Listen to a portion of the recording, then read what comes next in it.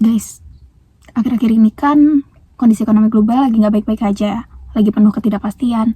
Kayak dolar Amerika Serikat yang menguat, terus kan beberapa negara juga mengalami tekanan nilai tukar mata uang. Ya, negara berkembang itu jadi rentan terhadap krisis likuiditas.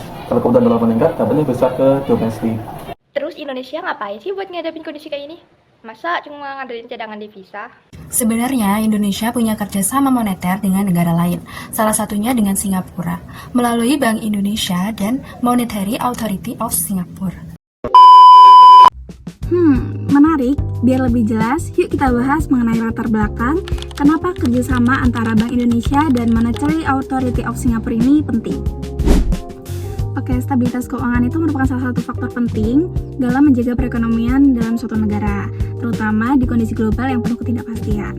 Sebagai negara dengan perekonomian terbuka, Indonesia itu rentan terhadap gejolak eksternal seperti fluktuasi nilai tukar dan juga krisis likuiditas. Oleh karena itu, kerjasama antara BI dengan MAS menjadi sangat penting.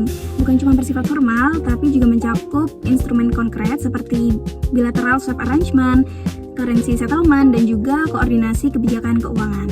Nah, kerjasama ini bertujuan untuk menjaga stabilitas keuangan dan juga meningkatkan ketahanan ekonomi Indonesia.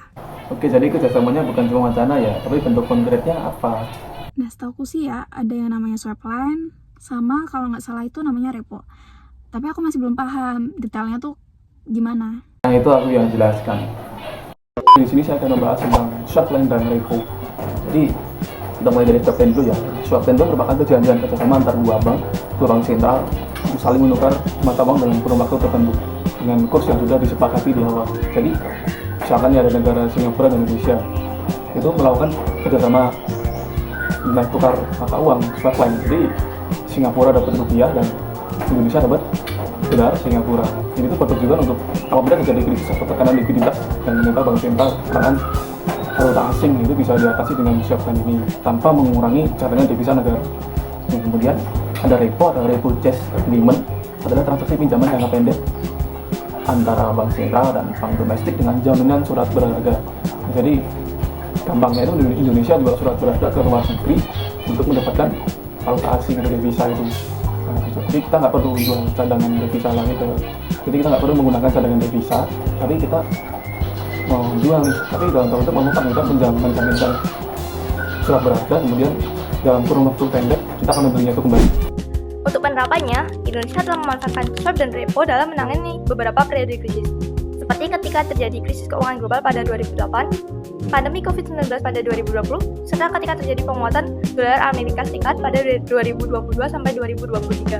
Instrumen ini membantu Indonesia dalam menjaga nilai rupiah dan likuiditas pasar keuangan domestik.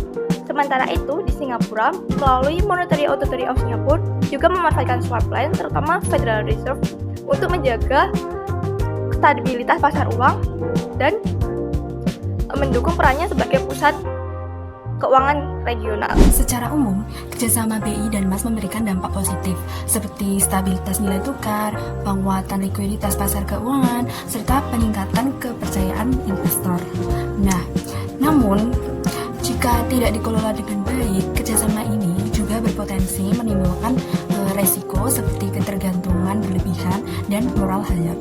Oleh karena itu, diperlukan perluasan jaringan swap regional dan penguatan kerangka repo internasional serta peningkatan koordinasi kebijakan moneter dan stabilitas keuangan. Nah teman-teman, jadi bisa kita simpulin kalau kerjasama antara Bank Indonesia dan juga Monetary Authority of Singapore ini bukan cuma formalitas, Tapi menjadi instrumen penting dalam menghadapi krisis global. Terutama bagi negara berkembang seperti Indonesia. Demikian analisis mengenai kerjasama BI dan MAS dari kelompok kami. Apabila ada kesalahan kami mohon maaf. Terima kasih atas perhatiannya.